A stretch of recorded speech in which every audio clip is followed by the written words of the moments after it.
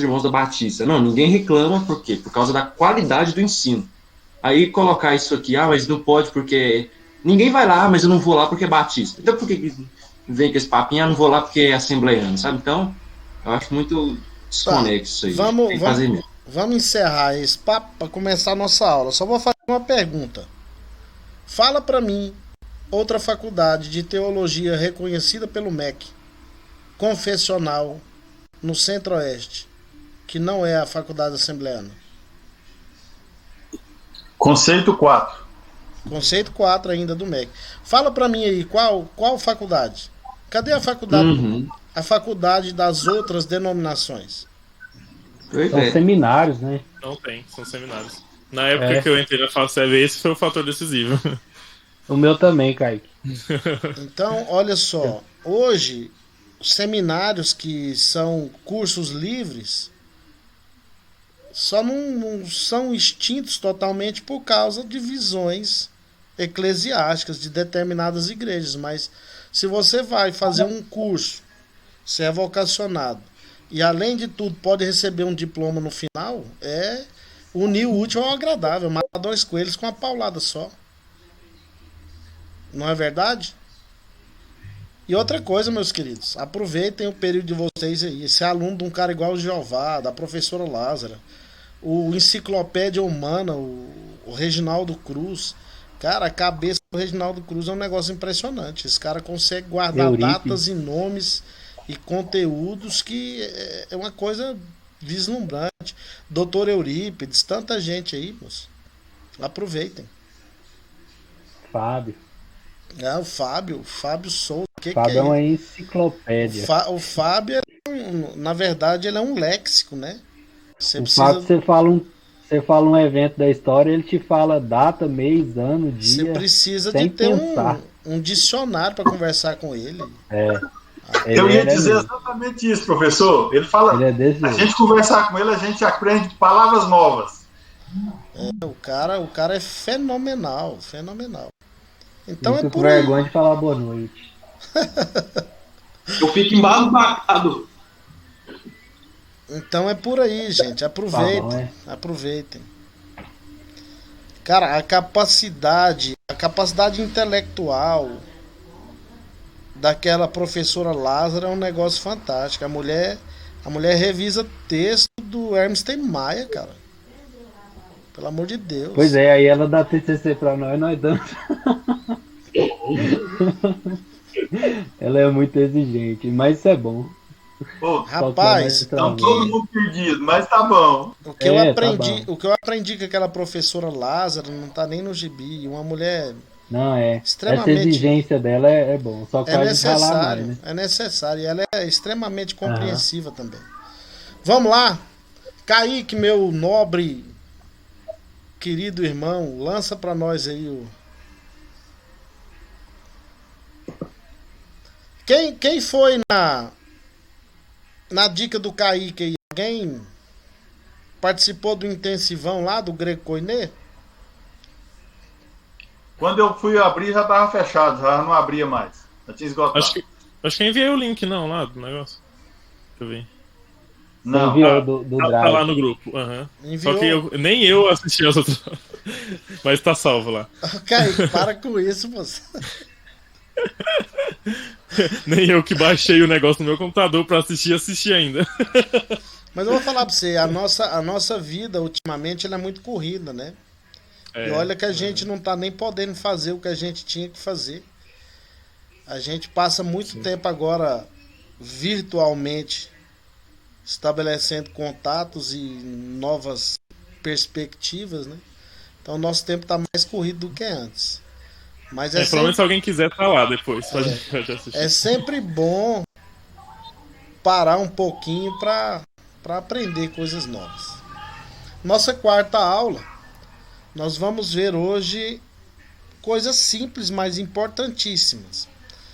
A gente nem vai esgotar o conteúdo dessa aula totalmente hoje. Eu coloquei só o básico para a gente rever isso aí no futuro.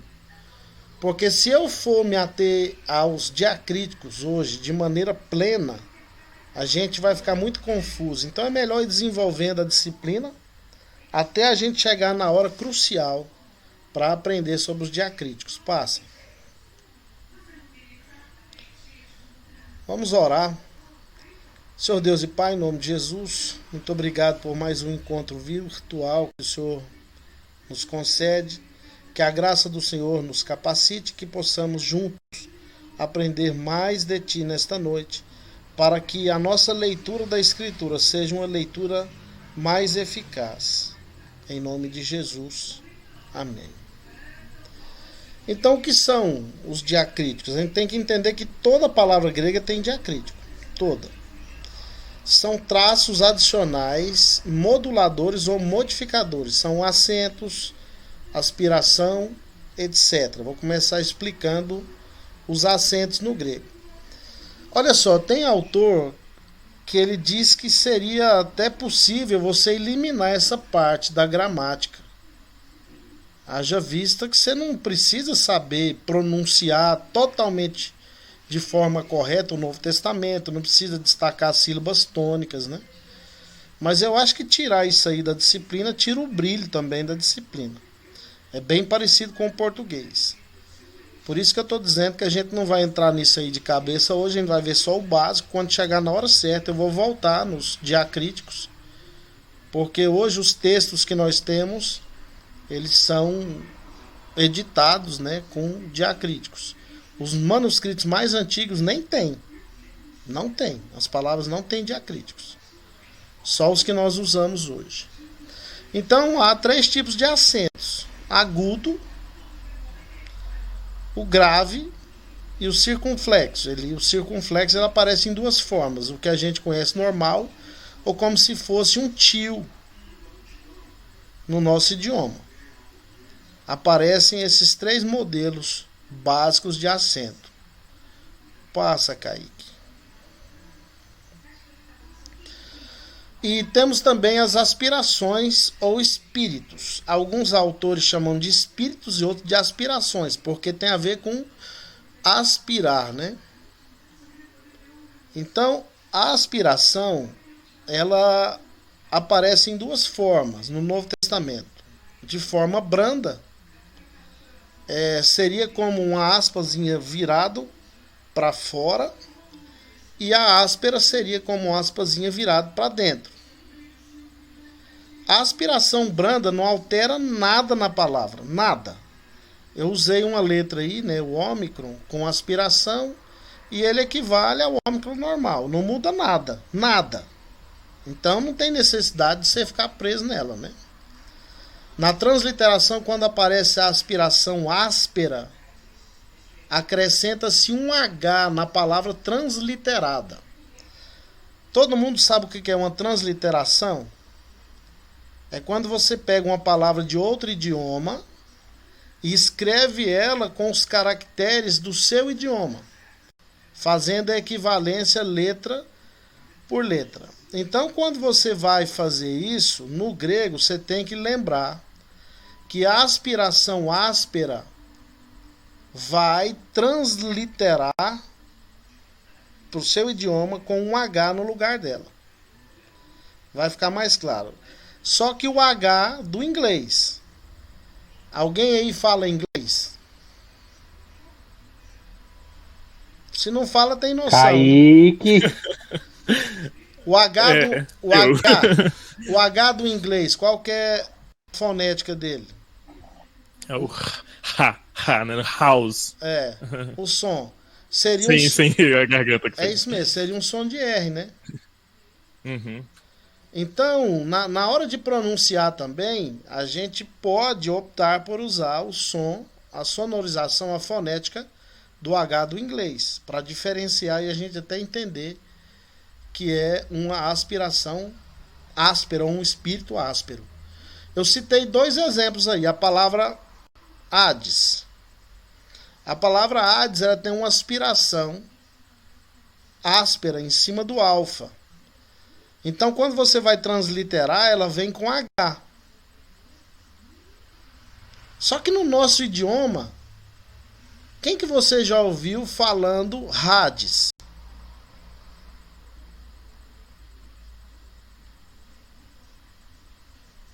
É raro, né? Mas se a gente vai usar o H como do inglês, deveria ser Hades. Mas pela força do idioma, com o tempo você vai aprender a fazer isso aí. Pela força do idioma, é melhor falar Hades, para não confundir as pessoas. Tem a outra palavra aí, hot, que tem uma aspiração em cima do ômicron aí. Lá na transliteração aparece o H. Então a aspiração áspera, ela só serve para isso.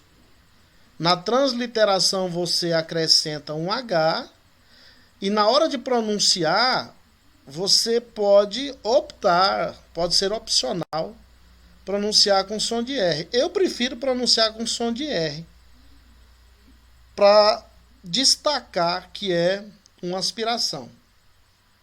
Usei aí o artigo, né, o ômicron de novo, com a aspiração. Então a transliteração HO, a pronúncia é RO.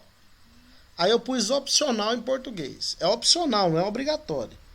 Mas eu acho bem todos alinharmos a nossa teologia com o da maioria, né? Se os outros autores aí, os que são de língua inglesa, usam com a pronúncia de R, porque eu e você não vamos fazer o mesmo, né? Aí naquela força da expressão, do idioma que você já comumente usa, aí você deixa de fazer. Por exemplo, a palavra Getsemane em português. Getsemane é a nossa tradução para o jardim onde Jesus orou até o seu suor ficar intenso como gotas de sangue, né? A pronúncia correta em grego é Getsemane.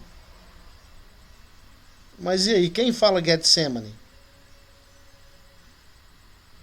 Então você com o tempo vai aprendendo essas coisas. Então a aspiração, na hora de transliterar, obrigatoriamente você tem que usar o H. E na hora de pronunciar, a pronúncia com o H do inglês é opcional. Se você ouvir alguém pronunciando Hades ou Hades, não vai criticar o cara mais. Se o cara pronuncia como Hades, é porque ele está usando a pronúncia, né? Conforme o costumeiro. E assim vai. Eu prefiro não pronunciar Hades como Hades, mas como Hades apenas. Temos aí esse último exemplo. A aspiração ela aparece em cima do iota, ROI. Quando a palavra se inicia com um ditongo, a aspiração é colocada na semivogal, ou seja, na segunda letra. Não apareceu em cima do ômicron a aspiração, apareceu em cima do iota. Então a gente vai ver ditongo agora na sequência. Todas as vezes que tiver um ditongo, um encontro vocálico de uma vogal com a semivogal, a aspiração, se ela for aparecer, ela não vai aparecer em cima da primeira vogal, mas em cima da segunda vogal. Então a pronúncia aí seria ROI, por causa da aspiração que aparece em cima do iota. Então é só você prestar atenção. Como os textos que você vai comprar do Novo Testamento já aparecem com as aspirações, você tem que fazer só uma observação clara, ver se está enxergando direitinho se a aspiração é branda ou se ela é áspera. Por exemplo, eu só consigo perceber em alguns textos se eu usar uma lente. Você olha lá para o texto e vê os sinais em cima. Mas se você não aproximar o necessário, você não vai conseguir ver se ela está virada para dentro ou virada para fora. Então a aspiração branda é virada para fora e a aspiração áspera para dentro. Ok? Professor, Oi. então qualquer vogal de aspiração áspera, eu acrescento o H no começo. Antes Ok, dela. é isso mesmo. E no caso aí do ditongo, que é o último exemplo aí, o ROI, tá vendo que ele aparece na segunda letra, na semivogal? Também na hora de transliterar você vai usar o H. Uhum. A importância maior é na transliteração. Ficou claro? Alguém tem alguma dúvida? Quer comentar alguma coisa? Tá ok, então passa. Iota subscrito ou iota subscrito. É um pequeno iota escrito por baixo de uma vogal. Não afeta em nada a palavra. Não afeta em nada, mas isso aí é um encontro vocálico, é um ditongo. Então abaixo do alfa tem um iota lá, abaixo do eta tem um iota, abaixo do ômega tem um iota. Só que isso aí não altera e não muda a pronúncia, não altera em nada também na transliteração. É só para você saber que existe esse diacrítico aí. E ele é muito comum. É um iota subscrito. Passa. Então não precisa preocupar quando vê ele, né? Não. Pode ficar tranquilo. Passa. Ele não vai ser transliterado, não, né? Não. Ok. Vai ficar mais claro quando a gente vê os ditongos aqui. Vai, Kaique, passa. Os ditongos. Você lembra do ditongo em português, né? No grego é a mesma coisa. É o encontro de uma vogal com a semivogal. Só que no português pode ser o oposto também, vice-versa. Só que no grego, a segunda parte do ditongo sempre é ou um iota ou um y. Sempre, iota ou y. Então, o primeiro ditongo aí que eu uso de exemplo. Ai. A pronúncia literalmente da mesma forma. Ai. O segundo ditongo aí é a união de um eta com iota. Tá vendo que é um eta lá com iota subscrito? Mudou nada na pronúncia. Continua sendo e. Outro ditongo, o epsilon e o iota. A pronúncia é ei. Isso é só a pronúncia, viu, gente? Não é equivalência, não. Outro ditongo, o ômicron com iota. A pronúncia oi. E esse agora, observa direitinho. O y com iota, a pronúncia é de i, não é ui. É i. Então, quando você encontrar um y e um iota, a pronúncia é i.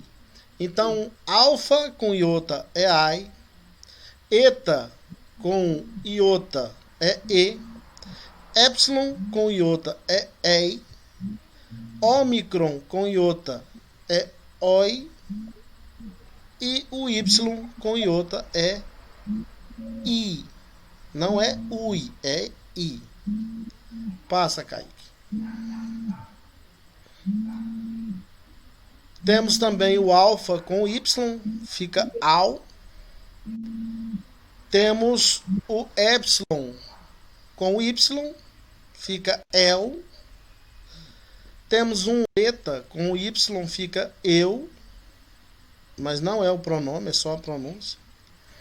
E temos um ômicron com y, fica u. Da mesma forma, não é ou, é u. Observe isso. Ok? Au, el, eu, u. Alguma dúvida? Tranquilo, né? Falei para vocês que o grego era simples. Passa. Vamos ver na prática. Então, agora nós temos um vocabulário básico. Eu não sei se vocês vão enxergar de boa. Deixa eu pegar aqui o...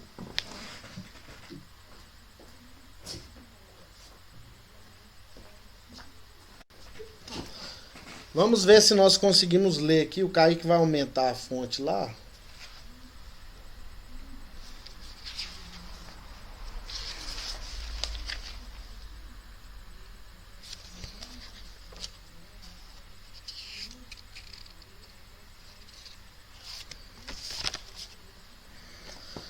E o livro que alguns compraram aí já chegou? O meu não chegou ainda. Vocês conseguem enxergar bem aí ou não? Sim. Vamos ver se a gente consegue ler essas palavras? A primeira palavra aí a gente tem que lembrar da aula passada.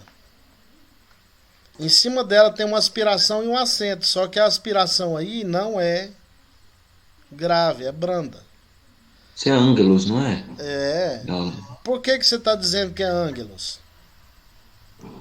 por causa dos dois gamas, né? Tem os dois gamas aí, Isso. como N, como O encontro de um gama com outra gutural é pronunciado como N. N. Muito bem, Nathan. Muito bem mesmo.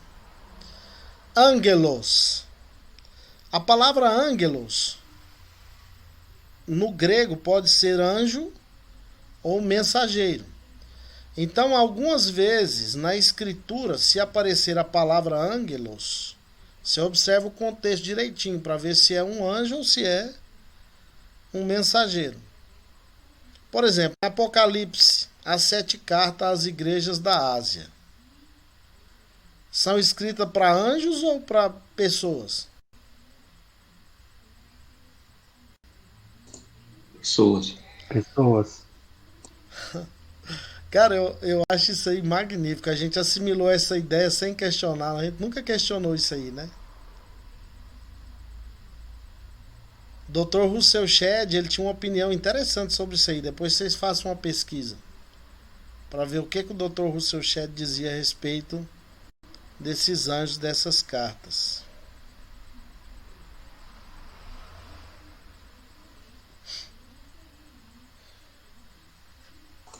Aí, Kaique.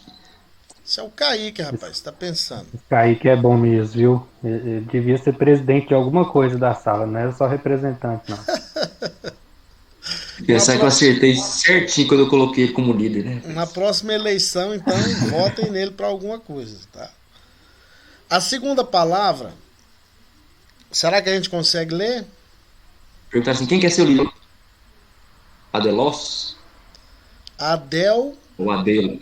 Adelfos. Irmão Adel, Professor, fala, Não esqueci do filho. professor, fala. eu vou pedir licença para o senhor. Eu vou dar uma ausência, fazer uma ausência aqui da sala aqui para resolver um probleminha aqui. Tá ok, bom? tá ok. Então essa palavra aí é Adelfos. Adelfos. Irmão, aí você ouve falar na Filadélfia, né? Filos, amor, amigo. E Delfos, irmão. Adelfos, amor de irmão, Filadélfia. A outra palavra, antropos. Por isso que você estuda uma disciplina especificamente da teologia sistemática, que tem como título antropologia. A outra palavra é apóstolos. Literalmente é o chamado apóstolo. A outra palavra, diabolos. Presta atenção no significado específico de diabo, que está entre parênteses. Aparece 37 vezes no Novo Testamento a palavra diabolos, caluniador. Então tem irmão que é diabo, não tem? Ih, A outra palavra é diáconos. De diácono, diaconia. A outra palavra, presta atenção no encontro do ômicron com Y. A pronúncia não é doulos, como alguns dizem, é doulos. É o nome daquela biblioteca que é um barco, né? A maior biblioteca flutuante do mundo, doulos. E literalmente doulos é escravo, servo. Paulo, em todas as suas epístolas, se auto-intitula escravo. Na nossa Bíblia está traduzido por servo, né? Mas a tradução literal seria escravo. Paulo, escravo de Jesus Cristo, mas escravo por vontade própria. voluntário. A outra palavra aí é theos. Ela é usada tanto para Deus como para divindades, né? Então Deus com letra maiúscula, Deus com letra minúscula, daí vem a palavra teologia. Na letra C nós temos verbos. Alguns no presente indicativo ativo e um aí no pretérito, que é o aoristo no tempo grego. Balei, ele joga. Blepei, ele vê. Legei, ele fala. Egapsen, ele amou. É a palavra que está no texto mais conhecido da cristandade, que é João 3,16, porque Deus amou o mundo de tal maneira. Theos egapsen cosmos. Cosmos, lá em cima, na outra coluna, que é mundo, cosmo mesmo. Nesse caso, Fala. o sujeito ele tá embutido no verbo? Na verdade não é o sujeito, o pronome, né? Ou é a conjugação? É. A maneira. Vocês vão aprender isso logo daqui umas 2 aulas para frente. A maneira com que a palavra termina já implica no pronome que ela deve ser conjugada. A gente vai aprender isso aí claramente, viu, Kaique? É tipo no português, né? O problema é no português você já sabe, né? Pelo jeito que a palavra termina, você sabe se ela é primeira, segunda, terceira pessoa do singular, plural, assim sucessivamente. No grego é do mesmo jeito. É a terminação da palavra que vai indicar a pessoa que ela está. Na segunda coluna, cosmos, mundo. Olha só, essa palavrinha aí. Você vai ouvir algumas pessoas pronunciando como Curios. Mas a pronúncia é Kyrios. Ok? Senhor. Kyrios. Você vai ouvir alguns pronunciando como Curios. Não vamos crucificar ele por isso não, mas a pronúncia correta é Kyrios. Litos. Pedra. Da litografia, litosfera, né? Logos, palavra. Quero fazer uma observação sobre logos. Nas nossas Bíblias, comumente a tradução é verbo, né? No princípio era o verbo. Na verdade, a melhor tradução seria palavra. Alguém usa NVI? Eu. Como que tá na NVI, Nathan? Eu também. Deixa eu catar aqui. Mas eu me lembro de a palavra. No início era a palavra. E a palavra. Você fez carta. Deixa eu catar aqui. Uma boa tradução para tempo, modo e pessoa verbal é a NVI. Professor, Oi. a King James também tem, ela começa com a palavra. No princípio era a palavra e a palavra estava com Deus e a palavra era Deus. Ok. A King James revisada, né? Porque a antiga era, no princípio era o verbo também, não era? Então, olha só. Por que eu estou fazendo essa observação? Achou, Nathan? Estamos esperando. Achei. Lê aí. No princípio era aquele que é a palavra. Ele estava com Deus e era Deus. Ele estava Então com aí Deus no eles princípio. fizeram uma tradução idiomática, né? Ao extremo. Para deixar bem claro que a palavra era ele. Então a gente tem essa problemática, eu acho que de forma desnecessária. Se traduziu a palavra logos por verbo, naturalmente, por ser uma questão de Jesus ser do sexo masculino, gente.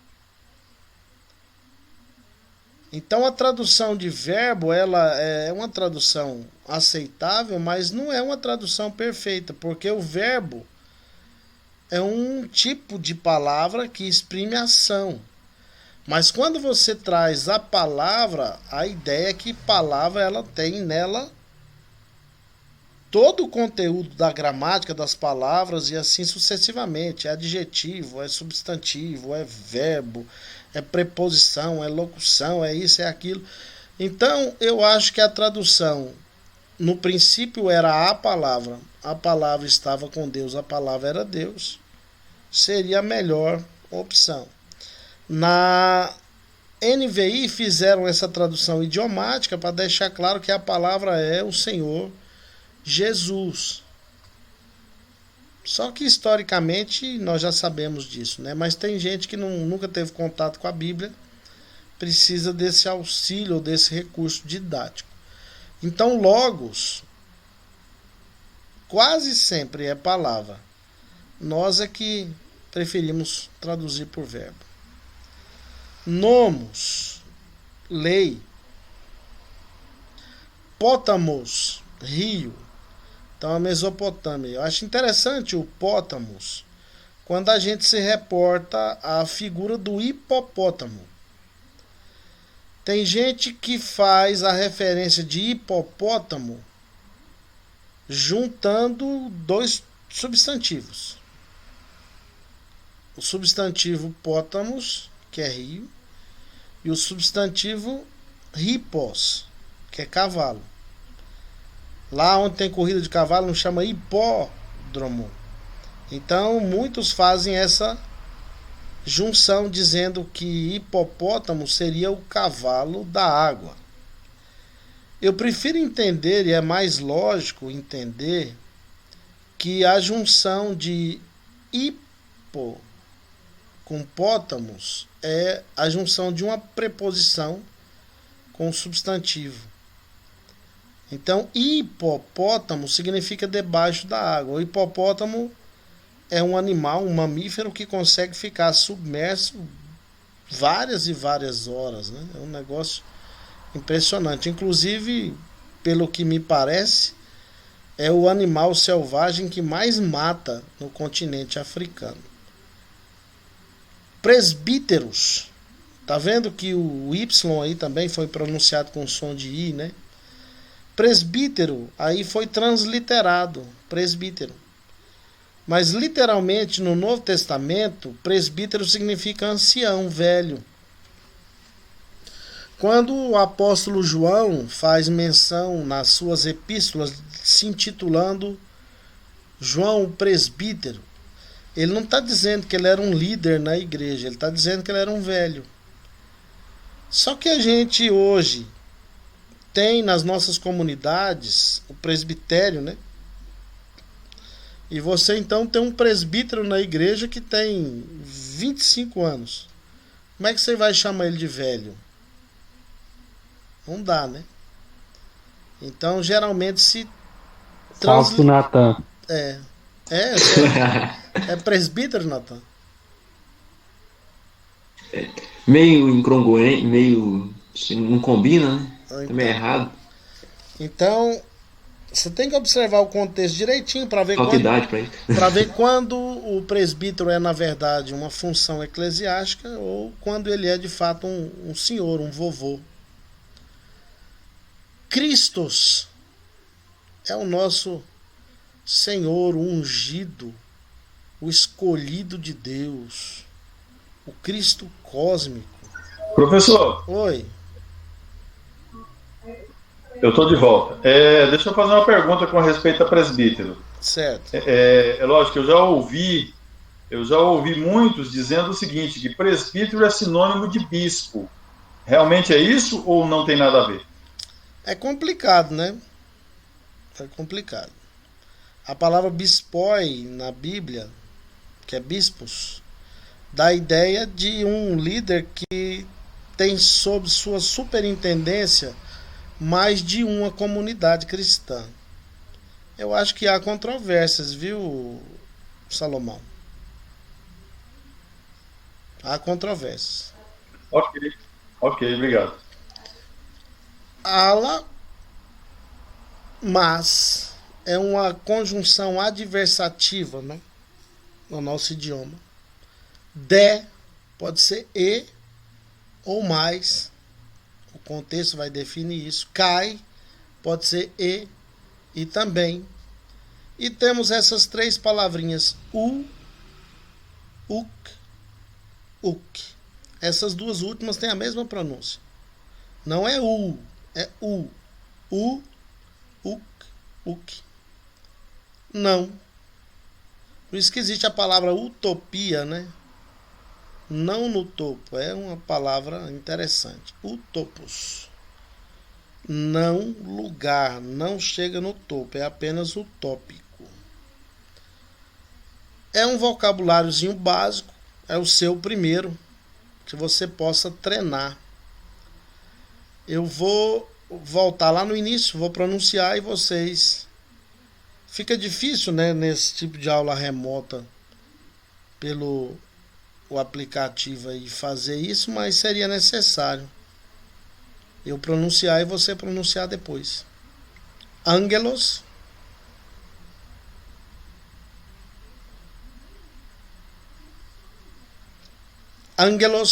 adelphos, anthropos, apóstolos, diabolos, diáconos, dulos, Theos, Balei, Blepei, Legei, Egapsen, Cosmos, Kyrios, Litos, Logos, Nomos, Pótamos, Presbíteros, Christos, Ala, De, Kai, Uk. Seria essa a pronúncia. Essa aula também vai ser colocada lá na plataforma. Vocês já viram que eu coloquei uma aula lá, né? Alguém já viu? Então, quando você estiver passeando lá na plataforma, vê na revisão pedagógica lá que tem a nossa aula passada, tá lá. Professor, por que fica Balei e não Banley? Porque aí não é um gama, é um lambda. A pronúncia de N é só quando um gama aparece antes de outra gutural. Não confunda. Não entendi. Perdoe minha ignorância, então. Tá bom? É só o gama, o lambda não. Passa aí, Perfeito. Kaique. Curiosidade. Vocês já devem saber. Por que que o peixe, no início da era cristã, se tornou símbolo do cristianismo? Posso falar, professor? Pode. Porque devido à grande perseguição antes do século V, os cristãos que a maioria eram leigos, não sabiam ler, eles escolheram um símbolo para identificar a fé cristã deles, e eles aderiram ao peixe, porque as duas primeiras iniciais da letra do peixe lá representa o nome de Cristo, Jesus Cristo, Filho de Deus, Salvador. Na verdade, o símbolo foi usado justamente por causa do nome peixe, né? Você está correto. A grande massa que não sabia ler se orientava pelo formato do peixe, mas quem introduziu o peixe como símbolo sabia ler muito bem. E ele criou, então, com a palavra peixe, através do acróstico das letras, a sentença do que significava o peixe para os cristãos que foram perseguidos pelo Império Romano. Eu coloquei ele aí na vertical. É a palavra ictus ou ictis, né? As duas pronúncias são possíveis, pode ser ictis ou ictus. Prefiro ictis. O primeiro caractere, a primeira letra aí, é a primeira letra do nome Jesus. Jesus. A segunda letra é a primeira letra de Christus. A terceira letra é a primeira letra de Theos. A quarta letra é a primeira letra de Ios. E a última letra é a primeira letra de Soter. Então a sentença seria: Jesus Cristo, Filho de Deus, Salvador. Por isso que o peixe se tornou o símbolo do cristianismo. Por isso que quem nasce lá na cidade de Salvador, na Bahia, é chamado de soteropolitano. Interessante, né? O soteropolitano tem a ver com a palavra soter, em grego, que é Salvador. Então, por isso que o peixe se tornou o símbolo do cristianismo, por causa do acróstico que se criou a partir do nome peixe, que é Ictus ou Ictus, que é Jesus Christus Theos Ius Soter. Jesus Cristo, Filho de Deus, Salvador. Ok? Aula de grego também é cultura. Professor, Fala. mas hoje, hoje esses símbolos dificilmente são usados, igual disse o Benjamin Scott. Ele falou que depois do século VI, esses símbolos aí foi caindo em descrédito, assim, porque as pessoas jamais usavam esses símbolos. Isso é verdade? Ele foi caído em desuso, né? Porque a perseguição acabou em determinado tempo. Então eles não precisavam mais se esconder nas catatumbas, nas cavernas, em lugares esmos, né? Então não tinha mais a necessidade de se usar essa simbologia. Mas caiu em desuso, não em descrédito. Até hoje, o peixe é considerado o símbolo do cristianismo. Eu errei a palavra, é desuso. A gente não precisa mais de recorrer a isso, né? Salomão vai pôr um peixe lá no portão da casa dele, para o povo entender que ele é cristão. Não tem mais necessidade, né? Então foi isso, caiu em desuso. Meus queridos, é isso aí. Vocês têm praticado? Aí falar para mim que só pegou no material de grego hoje, né? Depois da semana passada só pegou hoje. Aí vocês querem aprender, quer fazer que o professor faça milagre, né? Depois faz uma avaliação do professor lá, vocês vão e respondem lá, rapaz. Ele não aprende nada com aquele cara.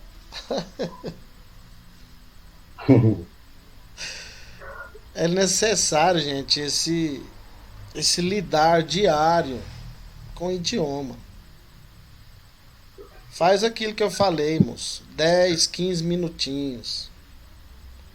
Você vai ver que vai ficando automático o negócio.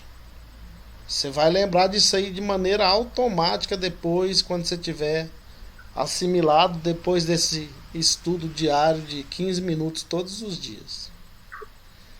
O hebraico e o grego. Você precisa de ter esse contato diário. Senão esquece, gente. Eu conheço um monte de gente que já estudou o hebraico que não sabe mais nadinha, não sabe ler uma letra. Nenhuma. Eu esqueci quase tudo. Pois é, não pode. Não pode. Então depende desse esforço. 15 minutos. Você fica mais de 15 minutos. Muito mais de 15 minutos na rede social. Gasta de 10 a 15 minutos todos os dias com essa matéria, que logo você está dando aula para mim. Isso é engraçado. É isso, a matéria de hoje era você entender os diacríticos e o ditongo. A gente fez isso, já lancei um vocabulário inicial. E toda aula agora vai ter mais vocabulário. Vocês vão guardando esse vocabulário aí e faz o seguinte. Faz uso do caderno que eu falei. Pega aí um material de escrita, não sei como que você gosta de escrever.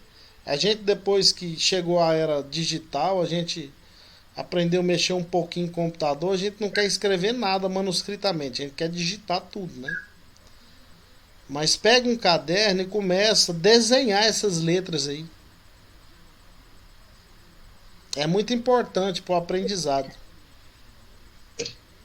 Professor, Eu quero chegar no final desse curso aqui, a nossa prova, a N2, vai ser a tradução de Marcos, o epílogo menor.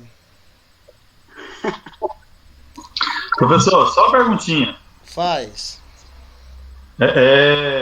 Eu fui escrever o meu nome e eu não achei um correspondente do nosso V. Você foi escrever inteiro, né? Exatamente. O meu nome, o meu sobrenome também, ela é com V, Evaristo, né?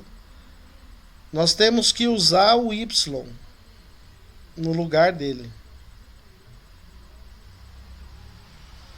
Que aí a pronúncia fica Euaristos. Depois eu vou ajudar vocês nisso aí. Que a gente não tem um equivalente real ao V. Né, Ok. o Iturino? Eu tive essa dúvida também. Tá aqui, traduzido aqui, vamos ver, né? Tá. É isso mesmo. Então, Ok, pessoal, obrigado. Vamos praticar, né? Vamos praticar e sempre estar em contato com essas letras aí até o alfabeto ficar marcado no sangue. Aí você não esquece mais. Quando eu estudei essa disciplina, eu fui um chato dentro de casa. Eu ficava o tempo inteirinho. Alfa, beta, gama, delta, epsilon, eta. O povo já não aguentava eu mais dentro de casa. Mas é a única maneira, né? Professor, Fala, Kai. olha aqui que eu achei aqui agora. Interessante, né? Deixa eu mostrar aqui. Isso aqui, ó. Βίβλος γενέσεως Ιησού Χριστού, Ιού Δαβίδ, Ιού Αβραάμ. Αβραάμ εγέννησε τον Ισαάκ. Ισαάκ δε εγέννησε τον Ιακώβ. Ιακώβ δε εγέννησε τον Ιούδαν και τους αδελφούς αυτού. Isso pode ser de alguma ajuda? Talvez ouvir um pouco? Com certeza Tentar ajuda, repetir, né? talvez, né? Ajuda a pronúncia. E o interessante é que dá pra perceber até o sotaque do camarada aí, né? Interessante. Isso aí é o capítulo 1 do Evangelho de Mateus. Isso, tem aqui, ó, de Mateus até... Tem tudo aqui. Então, até Apocalipse. Isso é muito importante, você baixar isso aí e ficar ouvindo, né? O jeito da pronúncia, né? Vou enviar lá no grupo, então. Aí, o Kaique é um pai, né? Vai enviar lá no grupo. É no YouTube, Kaique? É no YouTube, aham. Quem tem Kaique não fica perdido, professor. Então, moço. O menino é um monstro da era digital, né? Então ajuda sim, viu, Kaique? Isso aí ajuda sim. Ok. Isso aí vai te ajudar a memorizar o som das palavras. Então você vai conseguir ler rápido. Certinho.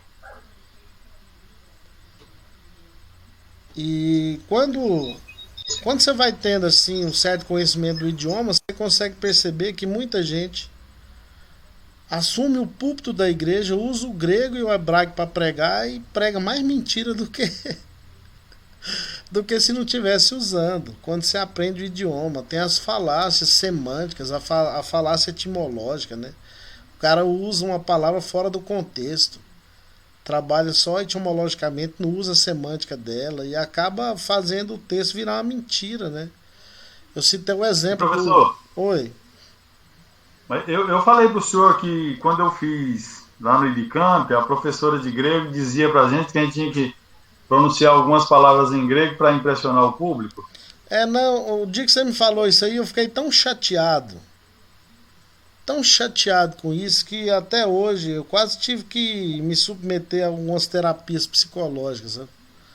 Brincadeira, eu tô brincando, é exagero meu, mas isso aí é uma coisa absurda, viu, Salomão? Absurdo. Vocês não estão se preparando para impressionar ninguém. Vocês são súditos do reino de Deus. Vocês estão se preparando para proclamar o evangelho do Senhor Jesus conforme a palavra dele. E esse negócio de aparecer, isso aí não existe não. Falar algumas palavras em grego e hebraico para impressionar as pessoas, isso aí beira idiotice. Vocês me perdoem, mas isso aí é um absurdo. Então você vai perceber que algumas pessoas usam vocês já vão começar a ficar atentos a isso. Algumas pessoas usam no púlpito tanto o grego quanto o hebraico, mas usam a palavra fora do contexto, de maneira errada, e a pregação fica mais mentirosa ainda. Tem muito pregador pentecostal que gosta disso. Eu vou usar de novo o exemplo da palavra dunamis ou dinamis, lá em Atos 1:8. Recebereis poder ao descer sobre vós o Espírito Santo. O camarada usa isso aí e fala que a palavra dinamis, dela vem a palavra dinamite. Então, quando Lucas escreveu o Atos, ele estava pensando que o descer do Espírito Santo era como uma explosão de uma dinamite, né? Esse foi o missionário Júnior Trovão. Ele fala isso aí? Fala. Meu Deus do céu. Isso é uma falácia semântica. Ele usou completamente um termo fora do seu contexto habitual. A pólvora não tinha nem sido inventada ainda, quiçá a dinamite, né? Então ele não tinha noção disso. E quando o cara for pregar, ele tem que explicar. Parece mais a ideia do dínamo, que também não existia, mas tem que ser explicado. Então eu gosto muito da tradução da Revista Corrigida, né? Recebereis a virtude do Espírito, porque é a ideia de capacitação do Espírito. Você vai ser capacitado pelo Espírito para ser uma testemunha de Cristo. Aí os caras vão nessa, moço. Uma explosão de poder, né? Explosão de nada, né? É o mover do Espírito Santo. É usar a palavra fora do seu contexto habitual. É uma falácia semântica. Isso tem demais, gente. Tem gente que lê comentário de livro, muitas coisas, e nem sabe se o comentarista tem de fato conhecimento das línguas, né? E sai falando abobrinha, sai repetindo abobrinha. Igual a falácia do texto que Jesus diz que é mais fácil passar o camelo no fundo de uma agulha do que um rico entrar no reino dos céus. No século XII, presta atenção, 1200 anos depois, um indivíduo chamado Teofilacto, que era um clérigo da Igreja Católica, inventou uma porta em Jerusalém chamada agulha, onde ele dizia que um camelo podia passar se espremendo por essa porta. Mas o camelo não levava a riqueza de ninguém. Tinha que despir o camelo de tudo que ele carregava para ele passar espremido pela porta. Problema, a porta nunca existiu. Nunca existiu. E quantos pregadores você já ouviu falando dessa porta?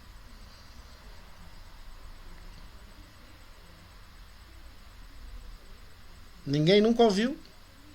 Eu já ouvi vários. Até o Josué Brandão. Josué Brandão. Muita alegoria mesmo.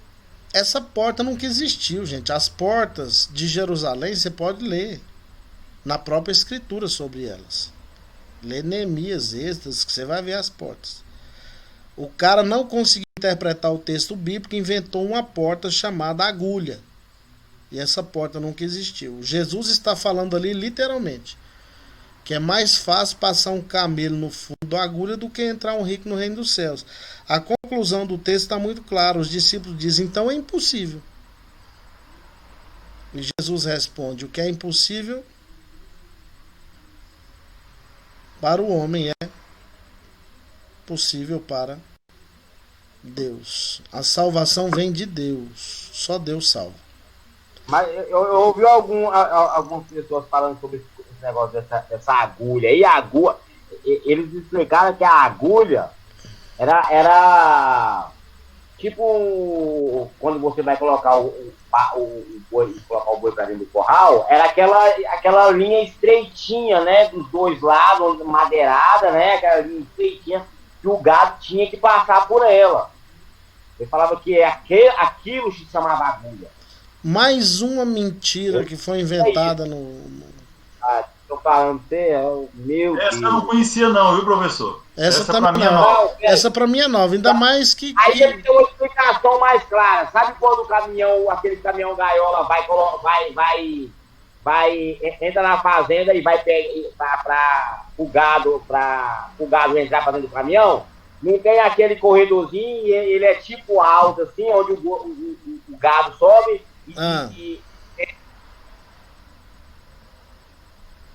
Seu microfone desligou, Ailson. Desligou. Aí, Pois é, eles falam que é mais ou menos aquilo ali, a agulha. olha só que, Aquilo- que impressionante, né? O cara manja de criação de camelo de um jeito que nem o pessoal de lá sabia. A gente tem que estar familiarizado com a literatura da época. Tem um livro interessante, é escrito por um francês chamado Henri Daniel Rups, A Vida Diária nos Tempos de Jesus. Compre esse livro.